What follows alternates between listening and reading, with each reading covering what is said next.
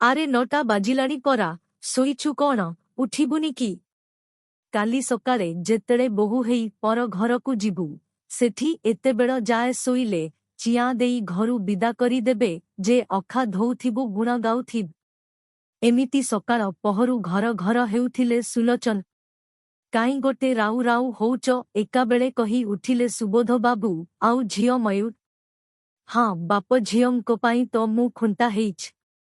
ଜାଣିଲ ତୁମେ ତାକୁ ମୁହଁ ଦେଇ ଏମିତି କରିଦେଇଛ। କିନ୍ତୁ କାଲି ସକାଳେ ତା ଶାଶୁ ଘର ଲୋକ କଣ ତୁମକୁ ଦୋଷ ଦେବେ? ଦୋଷ ଦେବେ ମୋର ଯେ ଝିଅକୁ ମୁଁ କିଛି ସନ୍ଥଣା ଶିଖେଇନି ବୋଲ। ମୟୂରୀ ବାପାଙ୍କ ପାଖେ ଗେଲ ବସର ହେଇ କହିଲା, ଦେଖିଲ ବାପା, ବୋଉ କେମିତି ସକାଳୁ ମୋତେ ଗଞ୍ଜନା ଦଉଛ।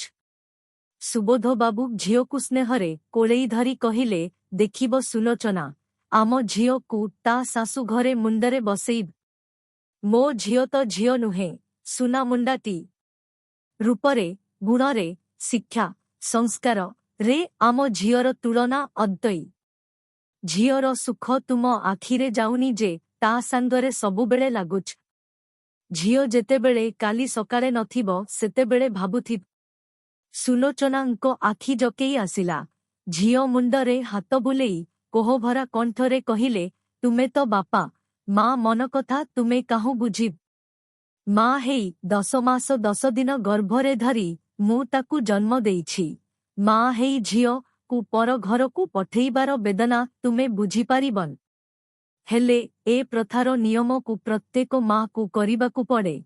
ମୋ ମା ମୋ ପାଇଁ କରିଥିଲା, ମୁଁ ମୋ ଝିଅ ପାଇଁ କରୁଛି, ଆଉ ସେ ଯେତେବେଳେ ମା ହବ ତା ଝିଅ ପାଇଁ କରିବ।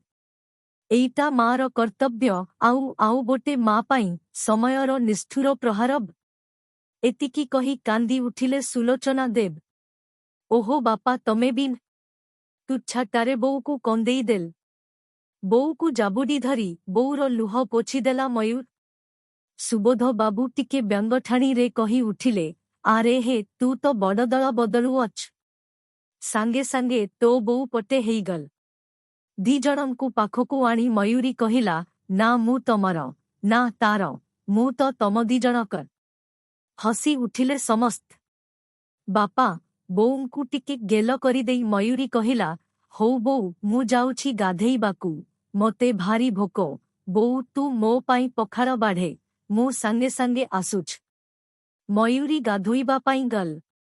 ସୁବୋଧ ବାବୁ କହିଥିଲେ, ଆମ ଝିଅ କେତେ ଶୀଘ୍ର ବଡ଼ ହେଇଗଲା ନା ସୁଲୋଚନ? ହଁ 23 ପୁରିକି 24 ଚାଲିଲା।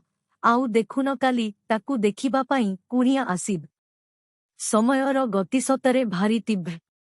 ଭଗବାନଙ୍କ ଦୟା ହେଲେ ଆଉ କେଇଟା ଦିନରେ ଝିଅ ଆମ ବାହା ହୋଇ ଶାଶୁ ଘରକୁ ଯିବ। ସୁବୋଧ ବାବୁ କହିଲେ, ତୁମେ ଜମା ବ୍ୟସ୍ତ ହୁଅନି। ମୋର ମୋ ଝିଅ ଉପରେ ଆଉ ଈଶ୍ୱରଙ୍କ ଉପରେ ପ୍ରଗାଢ଼ ବିଶ୍ୱାସ ଅଛି। ସବୁ ଠିକ ହବ। ଆଚ୍ଛା ତୁମେ ମୟୂରୀକୁ ଏ ବିଷୟରେ ଜଣେଇ ଦେଇଛ ତ? ଆରେ ହଁ, ସେ ଯୁଗ ଆଉ ଅଛି ଯେ ତାକୁ ନ ଜଣେଇ ଆମେ ଆଗକୁ ବଢ଼ିବ। ସେ ତା ସ୍ୱୀକୃତି ଦେଇ ସରିଛ। ହୁଁଟେ ମାରିଲେ ସୁବୋଧ ବାବୁ। ତମେ କେମିତିକା ଲୋକ କି ହୋ, କାଲି ସକାଳେ ଝିଅକୁ ଦେଖିବାକୁ ଆସିବେ, ଆଉ ତୁମେ ହୁଁ ମାରି କଣ ବସି ପଡ଼ିଲ?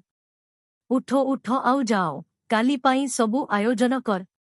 ମୁଁ ସାଡ଼େ ଯାଏ, ମୋର କେତେ କାମ ବାକି ରହିଲା। ହଁ ଯାଉଛି, ମୋତେ ବସିବା ଦେଖି ତମ ଭାତ ହଜମ ହଉନି।